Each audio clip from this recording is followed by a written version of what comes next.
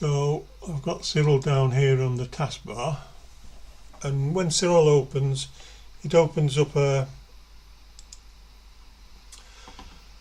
console of what's going on in the background, as well as the interface. So to do some stacking and calibration,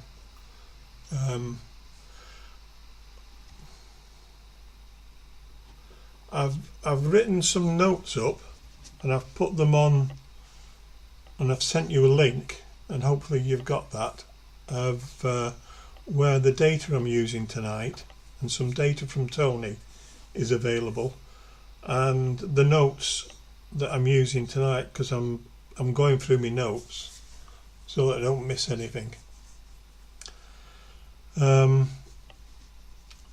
So first things first, you'll find with SiriL is that you need a particular structure with your data.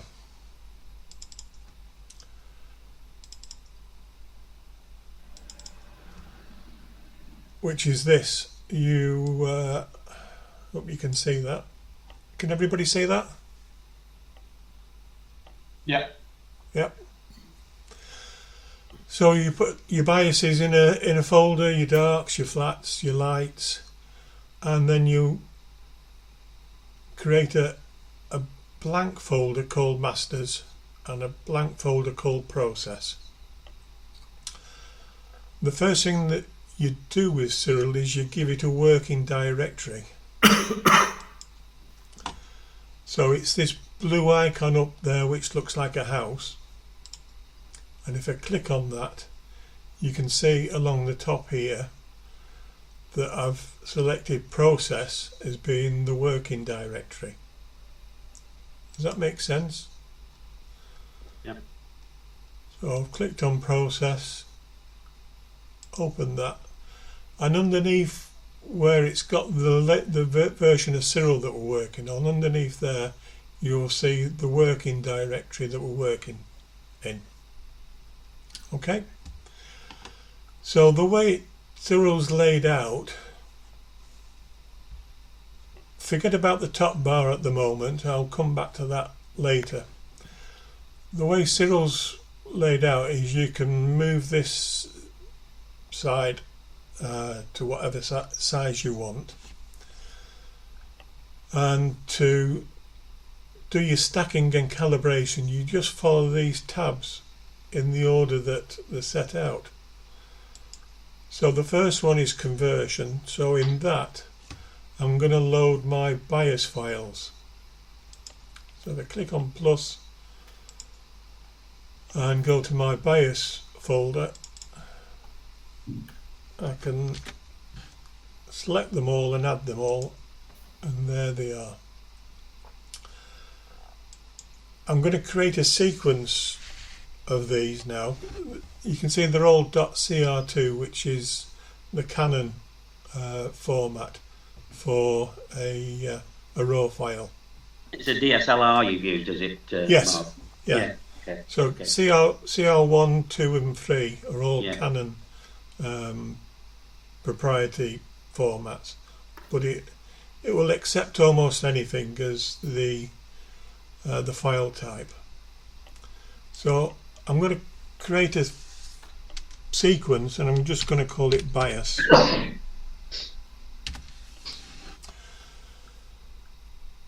Symbolic link. If you're using Windows, you'll find in the instructions that to save time and storage, that you should set your PC to be in development mode so that you can use this symbolic link. And what it's doing is it's using the data in its original folder without copying it over to a working directory. Does that make sense? So it's non-destructive then? Non-destructive, yeah. But it's preventing a duplication. Right, yes. And because it's colour camera, I need to click on debayer. I've got three choices of what sort of sequence I can have. to be honest, I don't think it matters. I haven't found any difference between them. So we'll just call it fits image. So I'll convert this into a sequence. And in the console there you can see it took 2.27 seconds. And over on the left in this black area is what that sequence is looking at like. At the moment the image is set to linear, which means it hasn't been stretched. So I'll just change that to auto stretch. Yeah, you can see the difference there. Is everybody familiar what a bias file is? Yep. No. Yeah. Is there a no anywhere? No.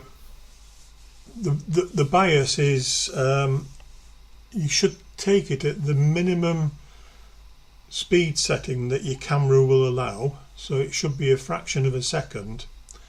And what it's doing is there's always a bias on your camera to make sure that when the sensor has got something to detect, I'm not describing that very well, it makes sure that taking a picture of the readout noise, isn't it, of the camera? yes, but it's set at the that bias that you set your analog digital converter to make sure that there's always something there other than just 0.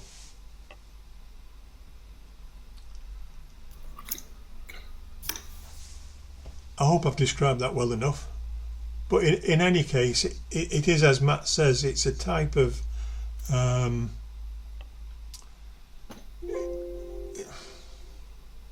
it's not actually noise. It's a setting of the sensor in your camera, and it should be taken away from your images so that you're getting a true representation.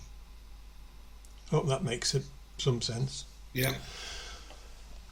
So here they are in the sequence, and when they're in the sequence, I can go into the sequence tab now, and you can see that it's now renamed it as bias sequence, and I've got an option here to open the frame list, and I can go through each image and it will change the display on the left hand side as to what we're looking at. So it's a way of just checking to make sure you haven't got any rogue files there, rogue images. That's by hitting the open frame list, but I can do the same on the bottom right where you can see there's an icon with a stack of images. That does exactly the same. If I wanted to delete one of these because it's a bit rogue, you just untick it and it will not use that one. Okay, so because it's a calibration file, we're not going to calibrate with it at the moment. It hasn't any stars, so it doesn't need registration. Plot I'll talk about later. But what we need to do now is stack all the biases together. So it's always, no it's not. Let me check my notes.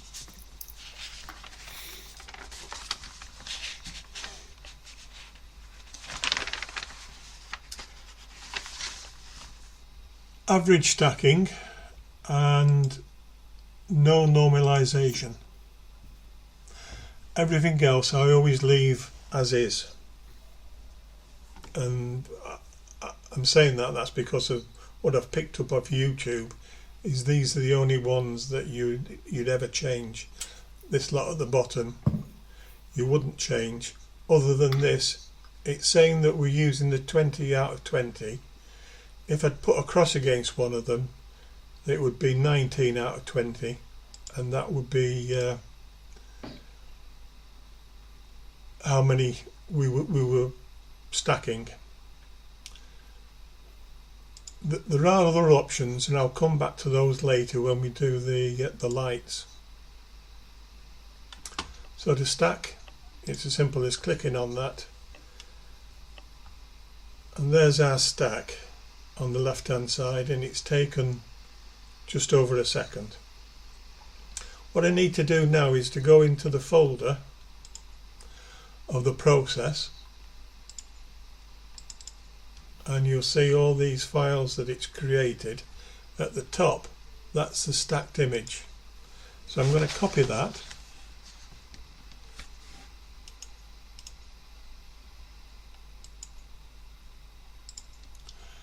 I'm going to go into the masters and paste it there, and I'm going to call it master.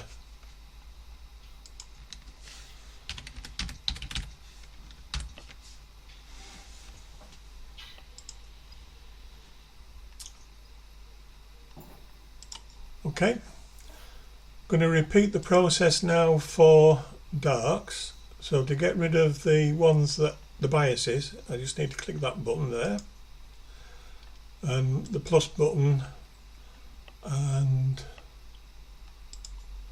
go to my darks folder. I've only got 4, and add those. This time I'm going to call the file dark. I'm going to make sure I've got the 2 ticks in there and hit convert. And again, we've got a dark sequence now of images. I'm not calibrating them, I'm not registering, I'm just going to go straight into stacking, and it's the same settings. So I'll hit the start stack, and again, less than a second, it's stacked those because there's only 4. So if I go back into my folder system, I'm now going to process. I've got more files, and at the top I've got the stacked one, so I'll copy that and put it in masters.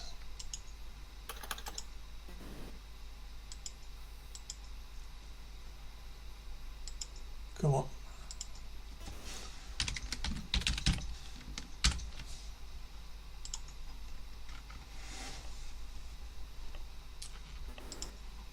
Okay, I'm going to repeat the process now for the flats. So I'll delete those and add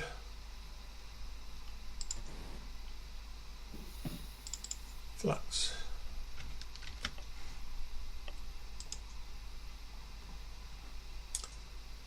So I'm going to call this file flat.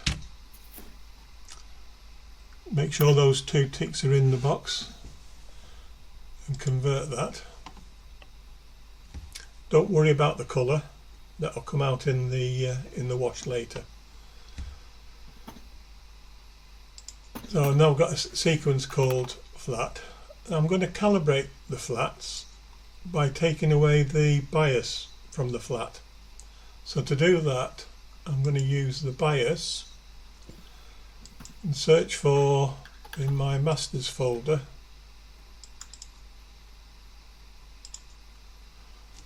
the bias.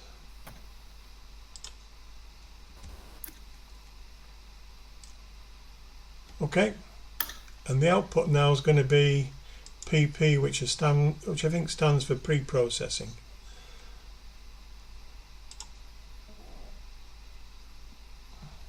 So that's been calibrated. I don't need to register it, I just need to stack it. And I think the settings are the same for the flats.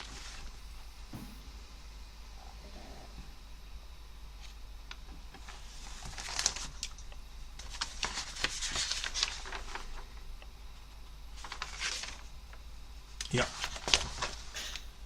So I just need to hit the start stacking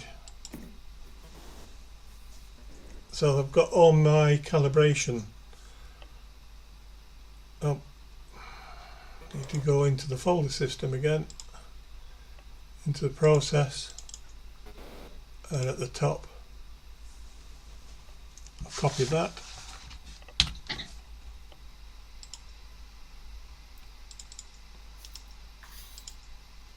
Paste it in there and rename it as master.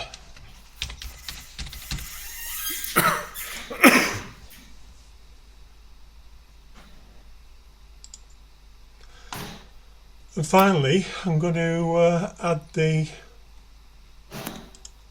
lights. So does everybody understand what the lights are? Any knows? No. Engine room. The main, Sorry? they're the main files, aren't they, really? Yeah, the lights are the images that you've taken. Yeah. I should have said that the flats are taken using a light source that's stable, so that you can detect anything like dust or I get fungus on my lens sometimes, and it will counteract that.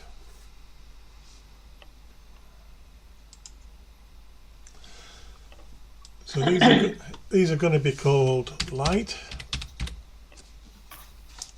Checking me, still got the ticks in the box.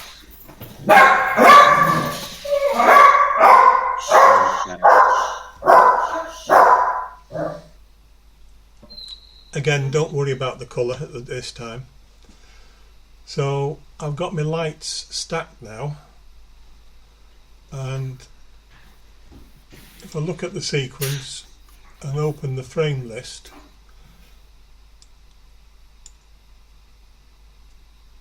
I could, if I wanted to, go through each one, but I'm going to do that after I've calibrated and registered them. So the next is to calibrate them. I've already taken the bias off the dark, so I'm going to use the dark and the flat. I need to find those two.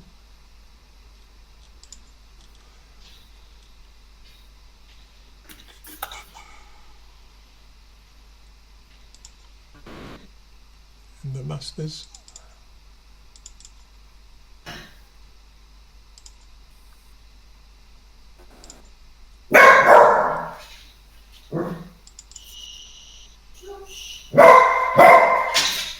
Perhaps you can see there the flat, that it's got a bit of an edge there and a bit of a circle there. Those are sort of faults on my imaging tray, which are being taken away from the stack. Martin, sorry to interrupt. Is it worth a bit of a mention that you need to do flats each session? Yes. Yeah. Yes. Sorry about that.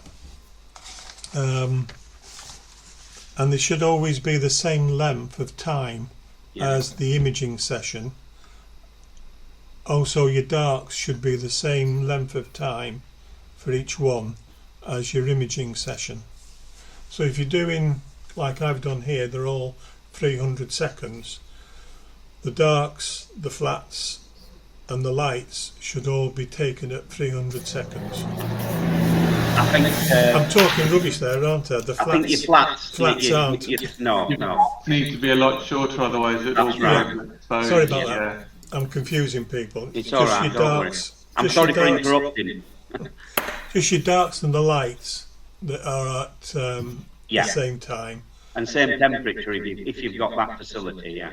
Yeah, the ideal time to take your flats is either during or immediately after your imaging session, before you move your telescope. Yeah, if you're using a flat panel. Yes. But some people do them at the dusk or dawn, just to get that light correct, for the flats. I use a light panel personally, you know, and I all actually the put a settings. white T-shirt over the end and shine Yeah. a torch at it, and that works well enough as well. Yeah. I even know some people just put their iPad on the top of a T-shirt or something like that. Works That's well. that's what I've been doing. I've been using my iPad and Yeah. a program I found that just gives you a white screen. That's it. Yeah. But I've ordered a flats now that will actually fit on the telescope, so that at the end of the session it will automatically put the flats light onto the telescope, and then I can get it to do the flats at the end of the session. Yeah. Right.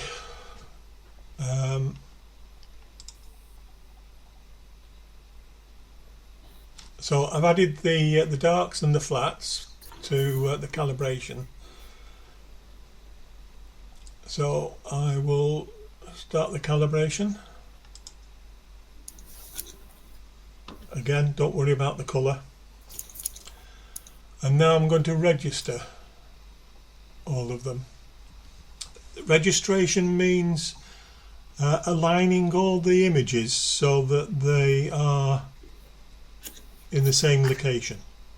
Does that make sense? So all the stars line up.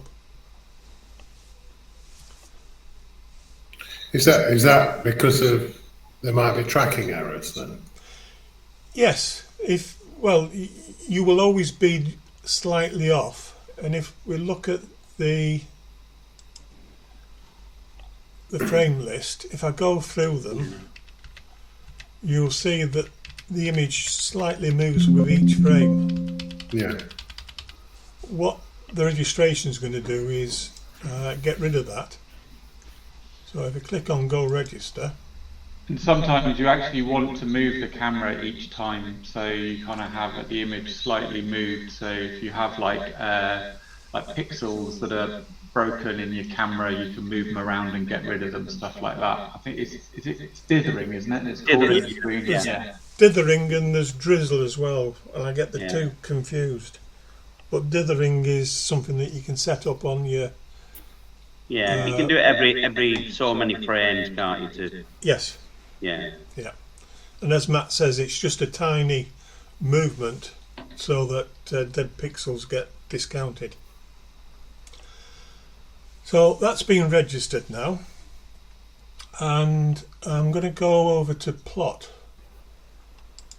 and what that's doing is I'm plotting the frame numbers along the bottom. So we've got 1 to 10 along the bottom, and going up on the side is the FWHM, which, if I'm right, is full width half max. It's a measure of the size of the stars. I know that when I'm using an auto-focusing routine, what it does is it keeps taking images until that FWHM value gets to its lowest setting, which means that the star is in its best focal position. Yeah? So I've got one high up here, and if I right click on it, it'll take me to that one. It just happens to be frame number 1. If I jump to frame number, I'll zoom in on it, and if I go to the next frame, you will see that frame 1, the stars are just a little bit bigger than the next one.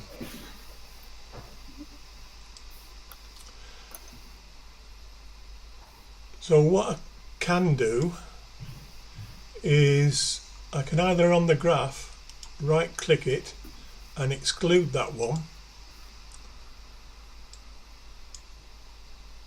So now when I look at that, it's got a cross in it, it's not going to be stacked. and that alters the plot because it's taken away number 1.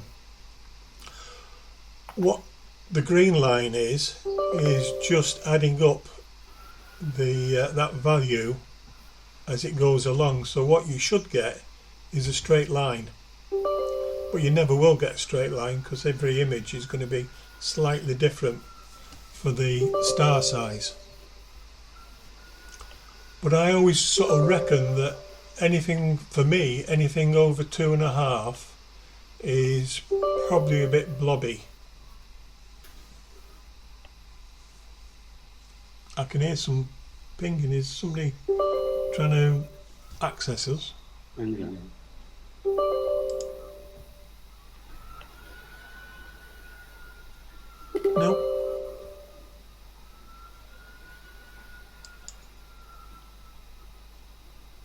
No? Is it me that's pinging, or? I don't think it's me.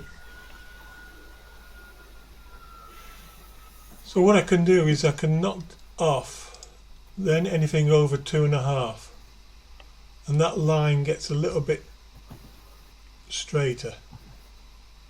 Yeah?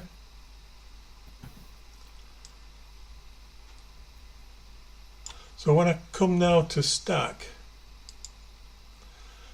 I'm going to change the non-normalization into multiplicative. Why? I don't know, other than somebody on YouTube says that that's what you should do. If you look in SiriL's, that's not it.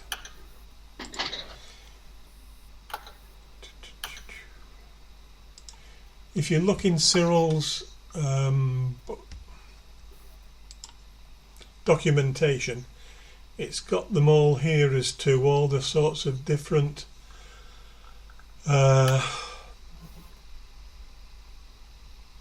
algorithms that are used and why they're used and why we should be using the Windsorite Sigma clipping, whatever that is, instead of the linear fit clipping. I say, to me it's all witchcraft, and I think there's smarter people than me Yeah. that know They're what all you're maths talking about. algorithms, aren't they, to work out like what's the best way of weighting, and I think Yeah. it's based then on number. So if you have a lot of good quality frames, some are better than others. Yes. Yeah. I like that explanation, Matt. Thanks very much. Thanks for coming. But you'll always have a difference of opinion anyway, Martin, won't you? Yeah, well, the beauty of doing it like this is I can stack it now. Yeah. And now it's stacking 7 out of the 10 because I've dismissed 3 of them. So I'm going on the selected. But another way of doing it is I could have done it by FWHM, or the roundness of the stars, or I don't know what quality is, but that's another way of rejecting some of the images. So if you've got 100 images, you might want to get rid of, say, 20% of them, and you can do that with all these different settings. There's plenty on YouTube which goes into the detail about which ones to use and when to use them, but I just try and stick with a simple line. So I'll stack this now.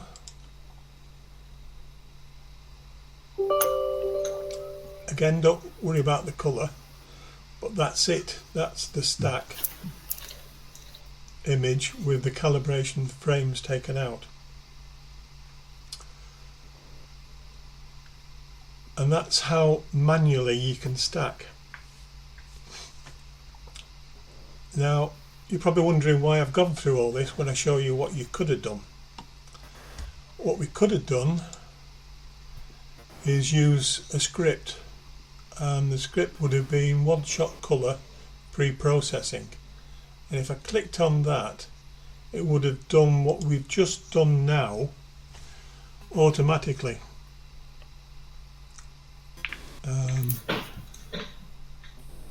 Maybe I should show you how that actually works. Bit of housekeeping before I do that though. If I go back into my folder system, and that folder called process is now 6.5 gigabytes full of all the stuff which has been used to create that one stack. I don't need it now, so I can delete all that stuff and save some memory on my computer.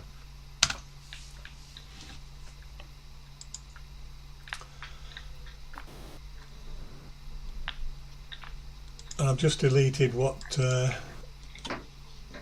this file, and I'm going to delete these as well.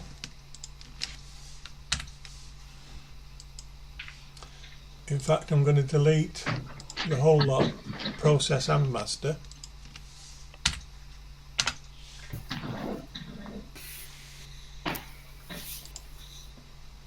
It won't let me because I've still got one open.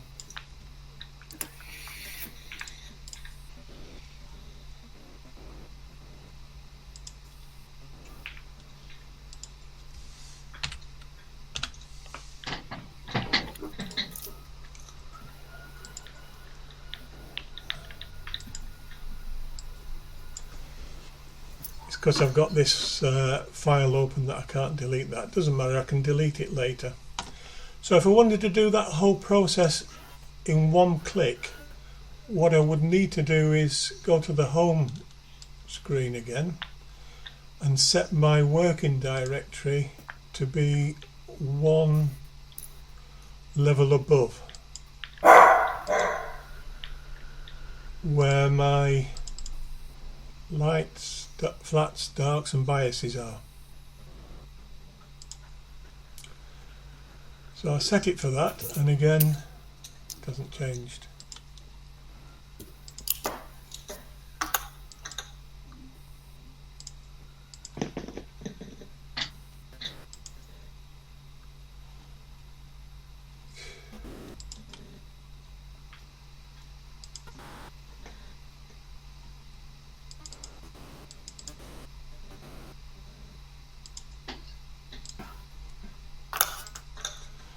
That's it. It's changed the file structure. The working directory now is to where the directories are for the lights, biases and so forth. So if I go into scripts and the SiriL script for one-shot colour pre-processing, depending on how many calibration frames there are and how many images I took, this can take hours, or in this case it's only taken 12 seconds. Now if I open the result of that, the result is the total of all the images. So there was 10 at 300 seconds, so there's 3,000 seconds, and that's the result of it being stacked and calibrated. So you're probably wondering now why I've gone through all that process when it's just one click. I wanted to do that, take that deep dive into manually calibrating and stacking, so that you understood, hopefully, what that one click does, but also your options of how you can change the settings to improve the stacking. So here we are in SiriL, and I've got a workflow which I normally follow, which is this. So the first thing I would do is put it into auto stretch, which it's done. Crop if needed.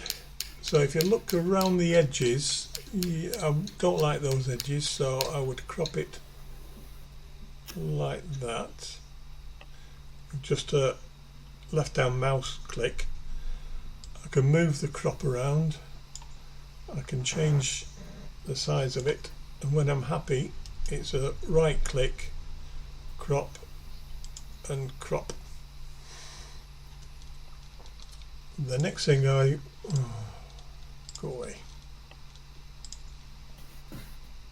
Next thing I would do is, sometimes because it's colour, and you get, usually in a colour camera you get one red, one blue and two green in your debye pattern, you sometimes get a green tint. So if I go to the menu here of tools, there's one called remove green noise.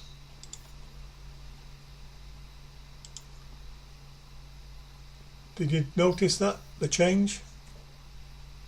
I can go back a step and you can see there's a green tint around the centre of the galaxy, and if I go forward and take the green noise out, that's the result.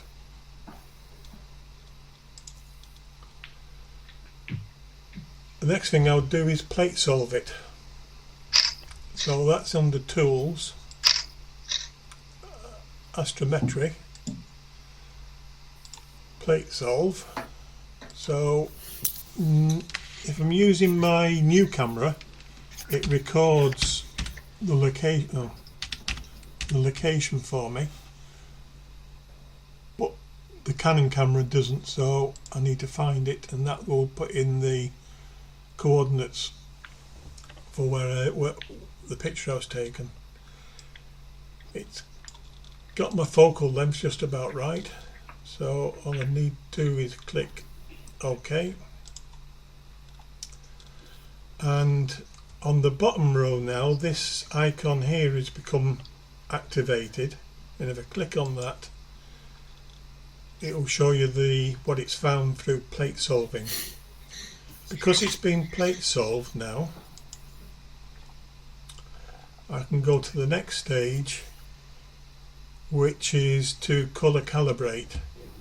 So that's using the catalogue of, I don't know which catalogue it is. Does anybody know which catalogues used for colour calibration?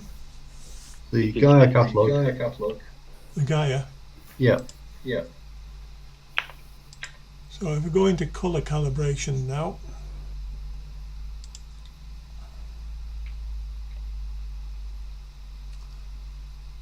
that's the wrong one.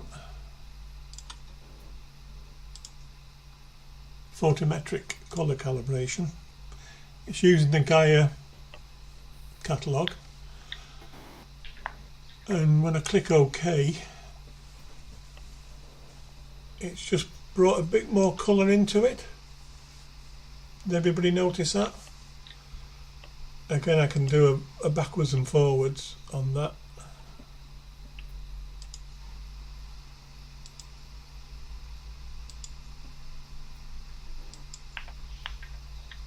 Yeah, it just brings out a bit more colour. So it's using that colour catalogue and the way that this image should look like, it's just enhancing the colours to match.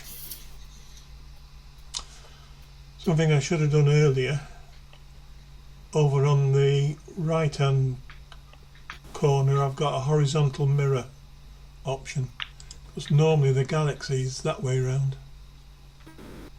From which perspective though? From which perspective though, Martin? I've always thought, and I saw something once that said it doesn't really matter which way around it is if you're in space. It doesn't, but when I googled images of M31, they all seem to be this way around. Because we're on Earth.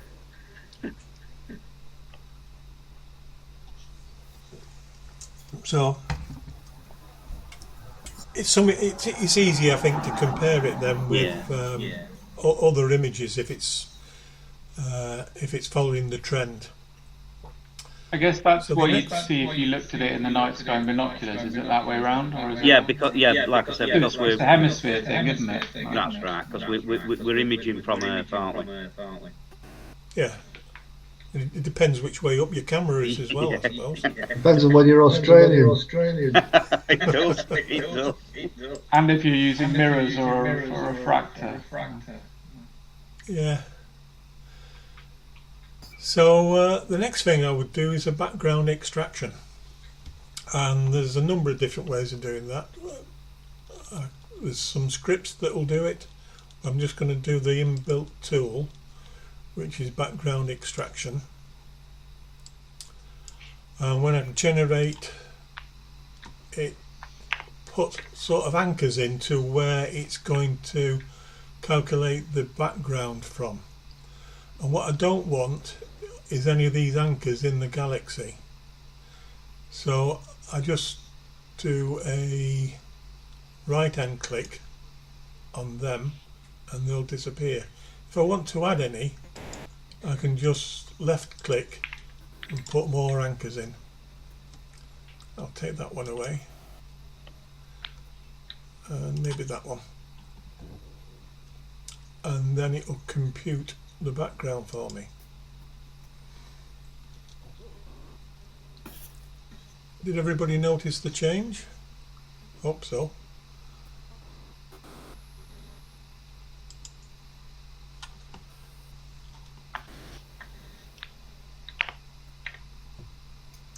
So the next step would be to denoise it.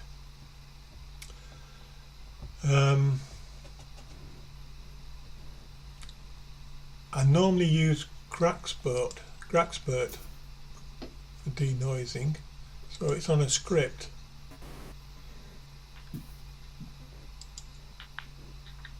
There, it'll pop up in a second. There it comes.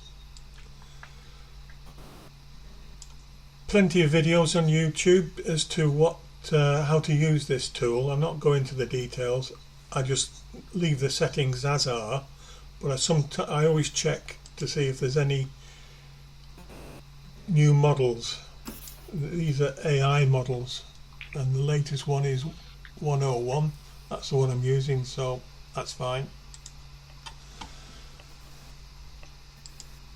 So if I select denoise and then apply it, it would take about 3 or 4 minutes to do this. So fortunately, Blue Peter style, I've got one I did previously. Like Blue Peter. So we'll say goodbye to that one, and I'll open the one that I did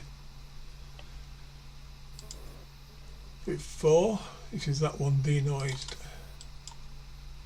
So that's with the noise taken out, so I should have done it before and afterwards. When I zoom in, done a fairly good job of denoising it, maybe. The next step in my process is to sharpen the stars if needed. Again, there's a script for doing that. It's a Python script,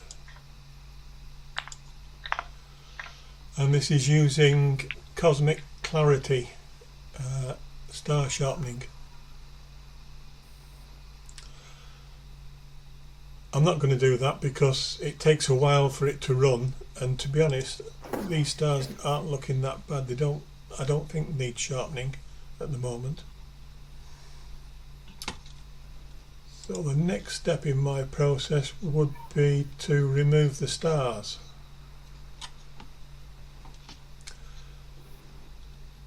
So in order to do that, I use an inbuilt program called StarNet Removal.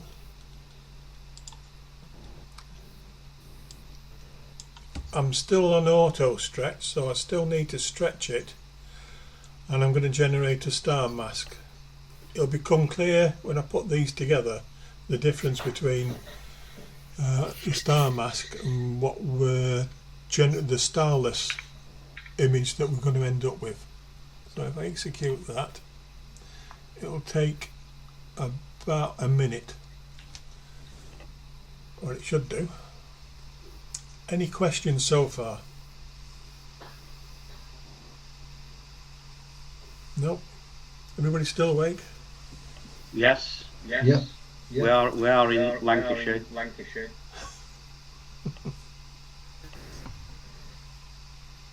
I thought there was a time lag.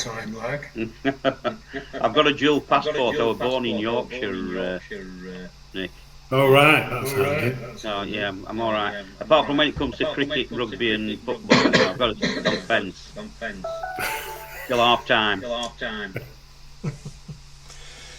So there's the image now without any stars,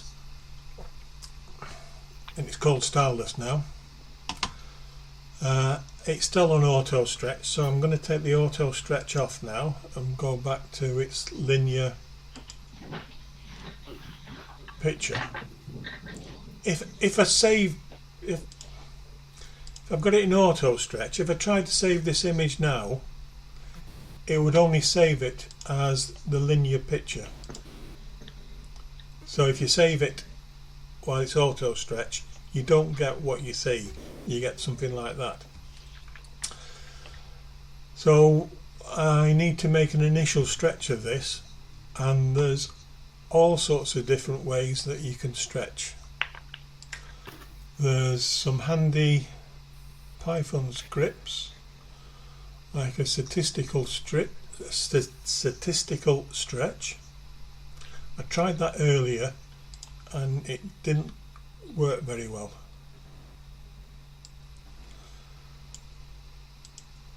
I'm told that should be on about 0.1. Because it's colour, it should be linked, it should be normalised.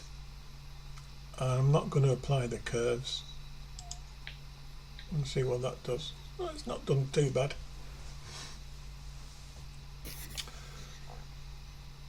That's one way of stretching.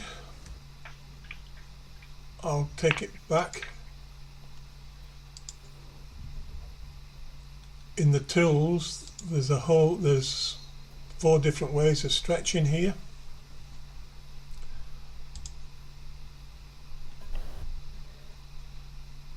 There's this where you would normally increase the local stretch and then just edge that a little bit.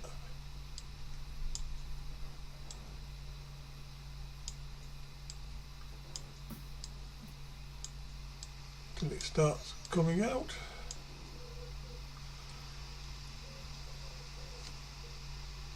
Not bad for an initial stretch. But I'm not going to use that one.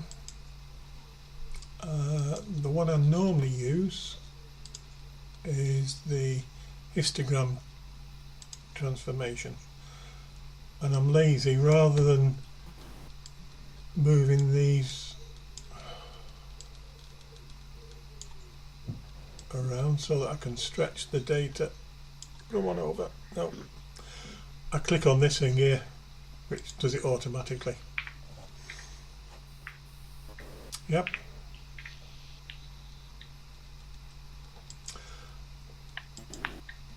I'm going to keep it at that, but I've lost my dark background, so I can go into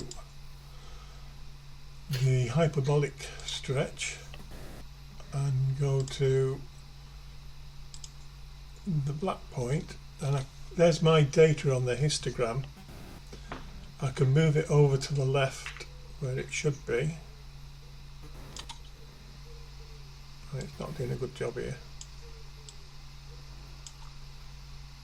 If I go too far, I'm clipping the data, which is getting rid of the data. It's falling off the histogram. That looked like the red's gone off a little bit.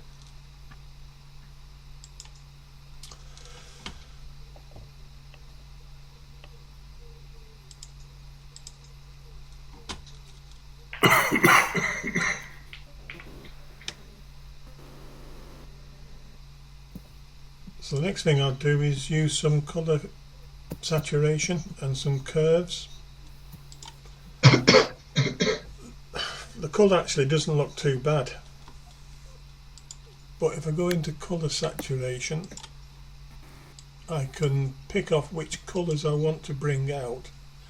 And looking at other people's images, it's usually the the red that comes out with this galaxy, so I can stretch that over a bit. Doesn't seem to be having a lot of effect.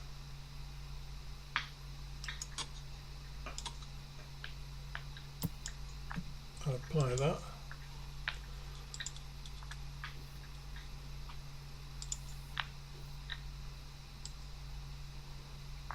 Darken the background a bit. I'll apply that. When it comes to this part of it, I'm absolutely rubbish.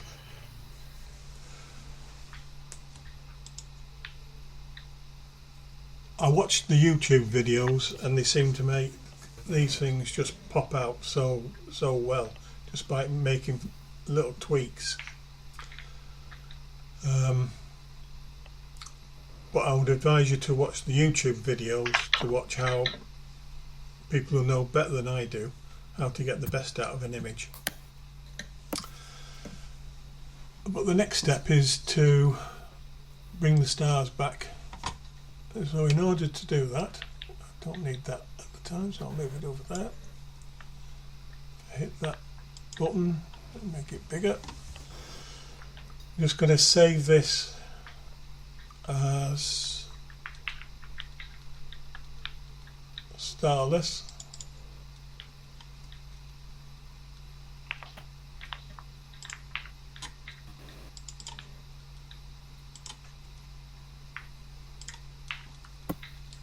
And then bring the stars back in, so that's going back to the star processing again and star recomposition.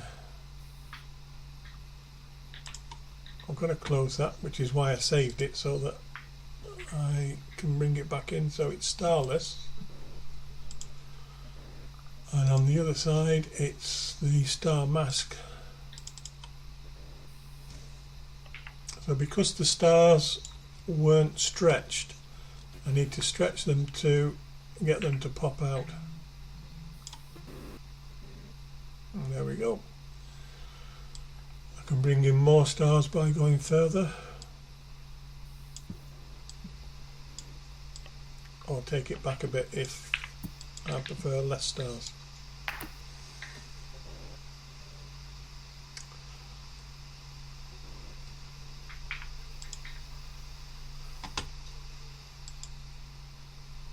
So that's roughly how I use SiriL. Should I go through the tools with you? Or, well, some of them anyway. Starting over on the top, the open is, and the arrow next to it will open whatever file that you want to display and work on. The house sign is the folder where you're processing data. This white dot is an interesting one, Nick. You'd be interested in, Neil. It's live stacking. So if you point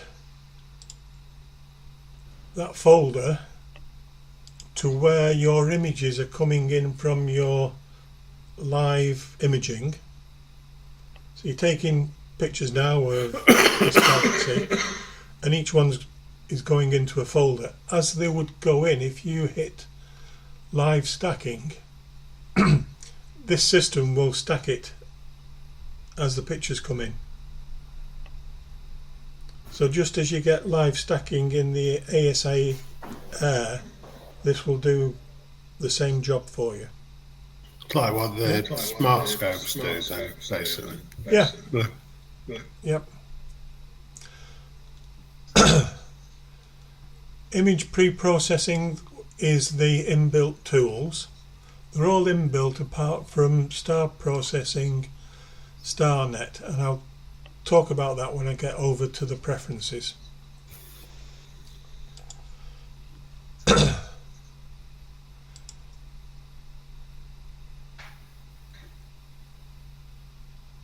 Those are your tools. the scripts, here we've got OSC, one-shot colour, so you could do it with there with just hydrogen extracted. Different options, so you can do one-shot colour without looking for it.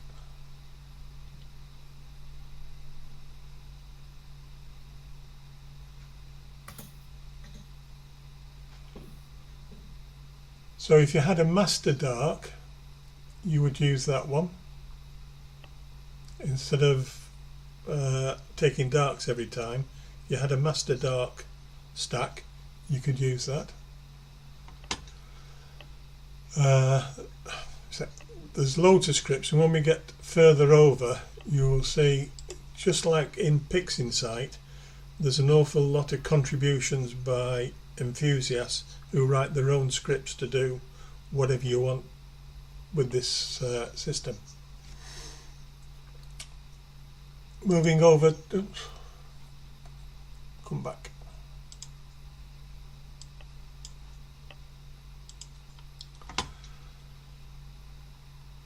If we go to the burger menu over on the right hand side and look at the, where is it? Preferences at the top.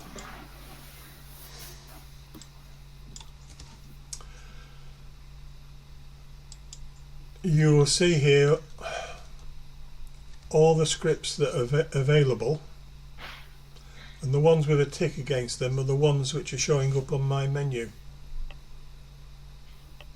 So if I'm not going to use that cosmic clarity denoising script, I could take the tick out and it would no longer appear in that drop down list of scripts.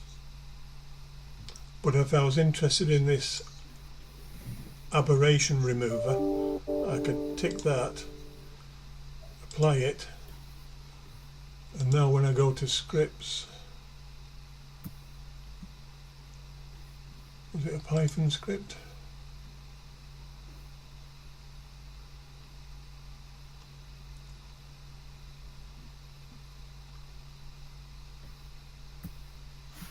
Lost it.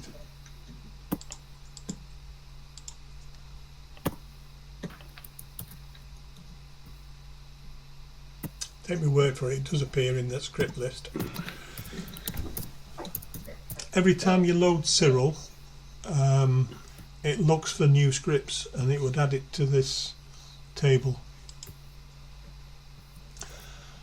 The other thing to look for is in the miscellaneous, and I mentioned StarNet before. StarNet is actually a separate program, and what you do is you load StarNet into your computer system, and then with this you point to where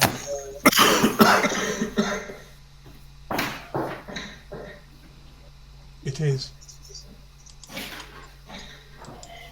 where the execution file is.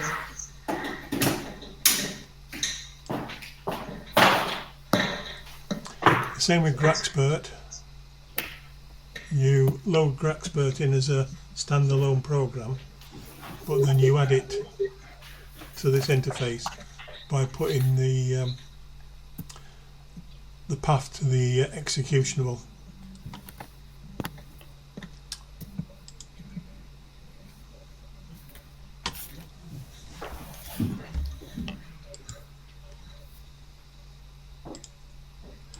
Any questions? Oh, I didn't go along the bottom. This stuff over on the bottom left, to be honest, I've no idea what that does, and I've never seen anybody on YouTube mention it.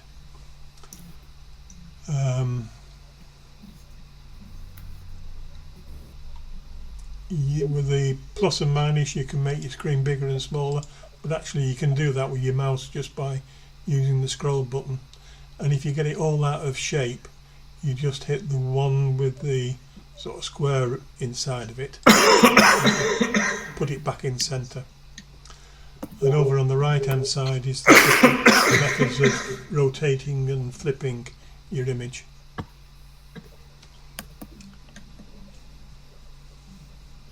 I've been a bit brief with that, but it was only a light touch, and just to give you a feel of how SiriL works. I say I'm not an expert at post-processing. That image not too bad for me, but I'm quite sure given a few hours you could make it a lot better. It looks like a much more user-friendly PixInsight, doesn't it? It's got a lot of that sort of functionality in it, but it's actually put together in a way that's a bit easier to consume. Yeah, well, I've tried PixInsight twice now, and it's a steep learning curve how to get everything to work. Dropping different icons onto the image and things like that. Yeah, it's like applying mathematical formula in sequence to an image, and somehow an image comes out of it. Yeah, it's quite strange. Yeah, and as in PixInsight, you've got your pixel map as well. So if you're used to that, you can do it. Oh, you can just do straight functions against the images. Yep. Okay. Yeah. And your composition one is if you're using filters, then you would add them here. So if I used RGB and luminous filters, I would point each of these to the stack of that colour, and it would load it in, and then I would hit, I think it's that button. It would then layer the 3 or 4 different colours into one image, but what you get is the colours are just slightly out of sync. So you then hit the align button, and it aligns all the colours together, so that instead of getting a star that looks like a red, green and blue disc on top of each other, it comes out as one, just a white spot.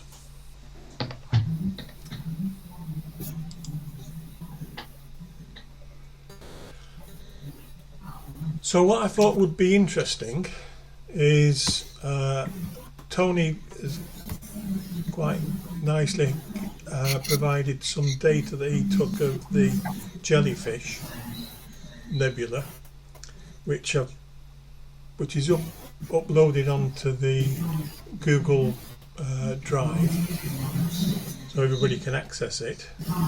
Is to have a go at Tony's images using SiriL, and not as a competition, but just so we can compare and contrast each other's efforts and look at them next time, and then see what tools we've used.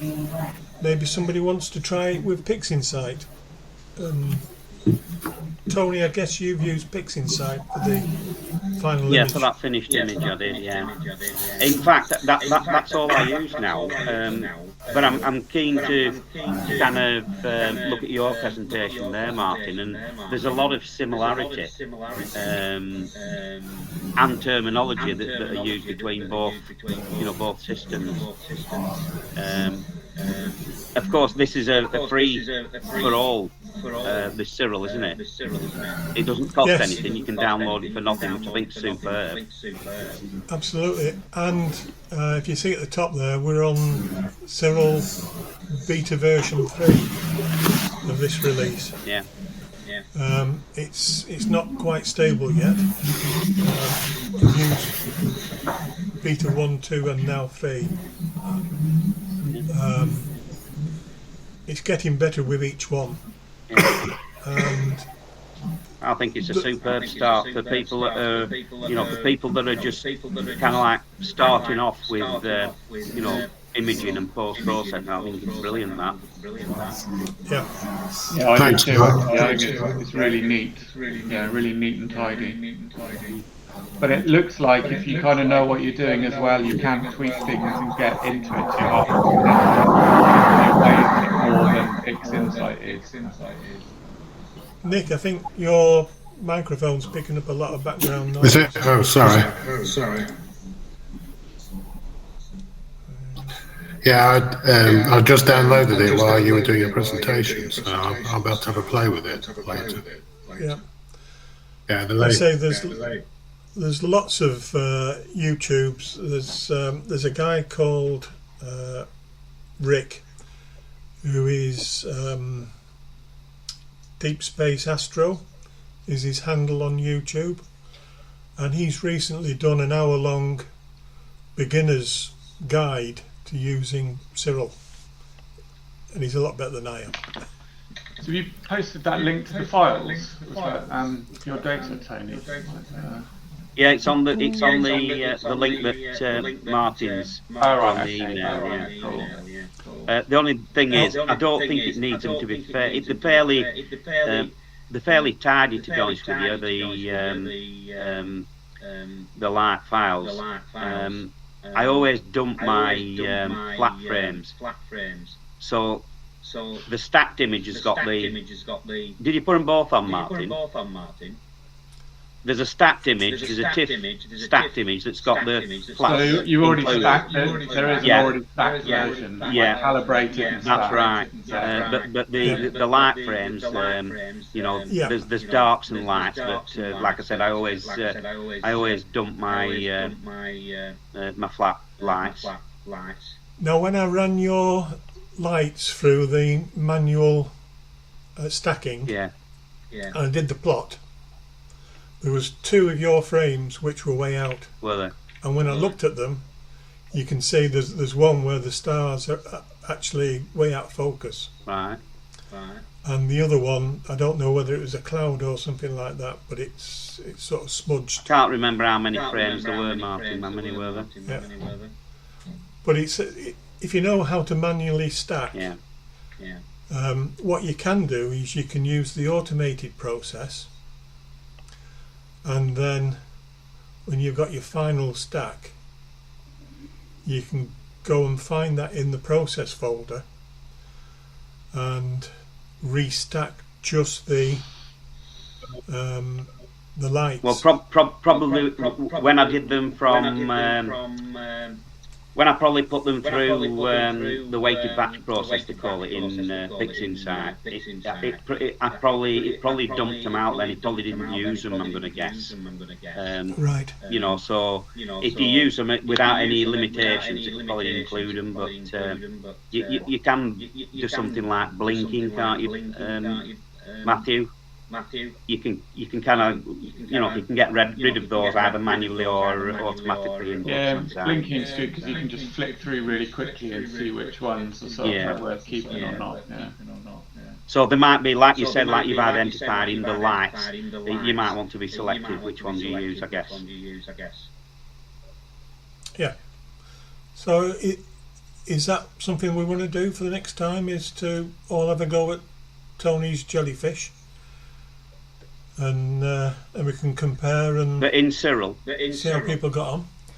Well, in SiriL or Fix Insight. Yeah, in SiriL. If you don't want to have a go at it. Both, if we've time. Well, I've already done the Fix Insight one, so I've got a bit of a start on that one. But I'd like to have a go in SiriL. I think it's going to be interesting. Looking out unusually, I can see a bit of blue sky tonight. But it is unusual. Any clear sky, any kind of, I think there's an odd couple of hours, I think, tonight. I've just got up and running with my old Sky camera, yeah. So. Well, I did I think about 27 days in a row of the all Sky and linked them all together, and I think there was only probably about 3 hours worth of stars in the whole 27 days. Did you look at a kilogram? Did you look at it that way? Did you? No, I just put them all together into one movie. Yeah, shrank it. Yeah. And the whole movie then just took about 3 minutes to run. Yeah. And you just got a flash every now and again of a couple of stars, and that was it for the whole 27 days. Brilliant. Yeah. The joys of living up here. Indeed. So is there anything else we want to look at next time? And when do we want to have a meeting next time? Any suggestions? You always get somebody that can't make it or that doesn't fit in, Martin, you called it, I think. Did we do it exactly a month? Can you remember, Neil? We were planning to do it, I thought, so that it's 2 weeks after each live meeting, each base camp meeting. Yeah. Yeah, it should be every month then, wouldn't it? We're not doing a base camp meeting like this month, are we? Was it? No. You're doing a month. No, I'm away at the end of August for a week or 10 days. Yeah, next face-to-face meeting is September. Why don't we're all on WhatsApp. Why don't we put our availability on WhatsApp for the next Thursday meeting, and then we can arrange it so that it fits everybody. Yeah. Cool. Availability for the next 4 or 5 weeks of Thursdays. Yeah. And review what we've managed to do with Tony's jellyfish. At the next meeting, yeah. Is everybody up for that? Yeah. Julian? That's fine. That's fine. Is there anything else that comes to mind that you'd like to look at? I certainly, I've mentioned it a couple of times. Sharp star, is it? I think it's probably best to focus on one program at a time. Otherwise, it's going to get quite confusing, isn't it? Yeah. But maybe later on. Yeah. And there are so many of these programs, really, aren't there? There's lots of free programs for stacking and for like fire capture and sharp cap and various other ones. But we can't sort of if we spread over too many things, then it's better to focus on a small number. I think really. Yeah, I think Matthew mentioned doing something on Fix Insight, didn't you, at some stage? Probably later on. Stuff. I'd have to. You wouldn't get through that in one session, I don't think. You'd have to concentrate on a bit of it, like a couple of because you could go through a whole load on, as I said, like you did today, Mark, on the sort of the pre-processing and then the post-processing, and even things like degaussing and there's really complicated things you can do, which minimal benefit, but they're worth doing if you know how to do them, sort of thing. Right? Yeah. So I think what Julian's kind of like alluding to there is not doing too much at once, I guess. Too many programs, that type of thing. But looking at what about if we do the jellyfish and then each compare the workflow? I'm going to copy yours first of all, I think, Martin, and see how it comes out. But then probably have a look at a different workflow, maybe. Yeah. See how each person did it. Yeah, that might be a good start. Sounds like a plan. Yeah. Okie doke, shall we leave it at that? Yeah, really good. Thanks for that, Martin.